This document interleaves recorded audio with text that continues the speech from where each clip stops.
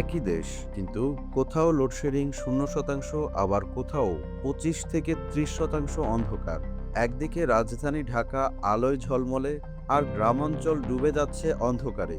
দৈনিক জাতীয় অর্থনীতির এক প্রতিবেদনে জানা গেছে এমনই তথ্য। প্রশ্ন একটাই, এই বিদ্যুৎ বৈষম্য কেন? উদাহরণ জানতে চাইবেন? 22 এপ্রিলের উদাহরণই দেয়া যাক। দেশ জুড়ে বিদ্যুতের চাহিদা ছিল 14,837 মেগাওয়াট, সরবরাহ হয়েছে মাত্র 12,343 মেগাওয়াট, অর্থাৎ ঘাটতি প্রায় 2,500 মেগাওয়াট, যার মানে লোডশেডিং প্রায় 17%। কিন্তু এই ঘাটতির প্রভাব কি সবার ওপর সমানভাবে পড়ছে? উত্তর হলো না। আর এখানেই শুরু বৈষম্যের গল্প।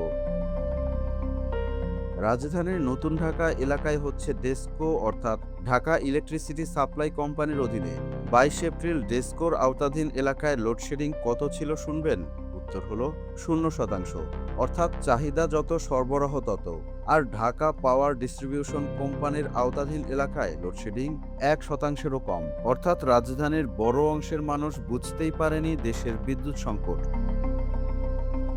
এইবার আসি একই দিন গ্রাম ও শহরের বাইরের বাস্তবতায়। পল্লী বিদ্যুতায়ন বোর্ড এলাকায় লোডশেডিং ছিল প্রায় 25%, ময়মনসিংহে প্রায় 30%, রংপুরে 26% এবং খুলনায় ছিল 23%।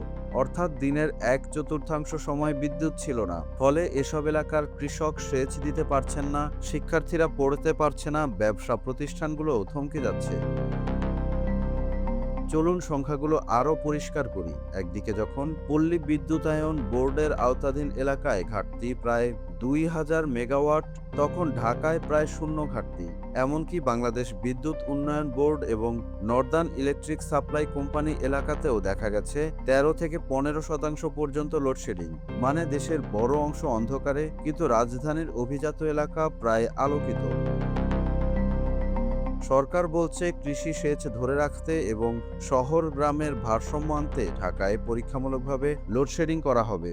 এ বিষয়ে জাতীয় সংসদে বিদ্যুৎ, জ্বালানি ও খনিজ সম্পদ প্রতিমন্ত্রী অনিন্দ্য ইসলাম অমিত বলেন, রাজধানী ঢাকায় পরীক্ষামূলকভাবে লোডশেডিং করার সিদ্ধান্ত নিয়েছে সরকার। প্রতিমন্ত্রী বলেন, দেশে কৃষি খাতে সেচ ব্যবস্থা নির্বিঘ্ন রাখতে এবং শহর ও গ্রামের বৈষম্য দূর করতে রাজধানী ঢাকায় পরীক্ষামূলকভাবে লোডশেডিং করার সিদ্ধান্ত নিয়েছে সরকার। গ্রামের কৃষক যেন ক্ষতিগ্রস্ত না হয় এবং তারা যেন পর্যাপ্ত বিদ্যুৎ পায়, সেটি নিশ্চিত করতেই এই উদ্যোগ নেওয়া হয়েছে বলে জানিয়েছেন প্রতিমন্ত্রী অনিন্দ্য ইসলাম অমিত। এক্ষেত্রে ঢাকায় পরীক্ষামূলকভাবে 110 মেগাওয়াট লোডশেডিং করা হতে পারে বলে তিনি জানিয়েছেন। কিন্তু বাস্তবতা বলছে এখানে বৈষম্য স্পষ্ট, আর গ্রাম অঞ্চলেই চাপ বেশি। খোদ বিদ্যুৎ বিভাগের তথ্য বিশ্লেষণ করে দেখা গেছে, অঞ্চলভিত্তিক হিসেবে 22 এপ্রিল দুপুর 3টায় সর্বোচ্চ লোডশেডিং হয় ময়মনসিংহ বিভাগে 29.66%। এরপরেই রয়েছে রংপুর ও খুলনা। এই দুই বিভাগে সে সময়ে লোডশেডিং ছিল যথাক্রমে চাহিদার 26.53 এবং 23.64%।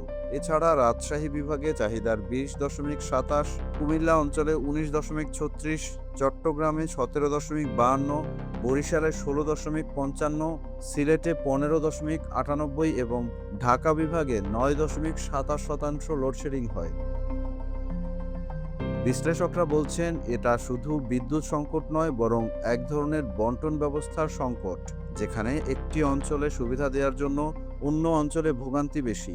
এই বৈষম্য দীর্ঘমেয়াদে কৃষি, শিল্প, শিক্ষা সহ সব খাতেই প্রভাব ফেলবে। এখন প্রশ্ন, বিদ্যুৎ কি সবার অধিকার, নাকি শুধু রাজধানীর অভিজাত এলাকার মানুষের সুবিধার পণ্য? লোডশেডিং এর এই বৈষম্য বাংলাদেশের উন্নয়নকেই প্রশ্নের মুখে দাঁড় করাচ্ছে। প্রশ্ন হচ্ছে, এই ব্যবধান কি কমবে নাকি আরো বাড়বে?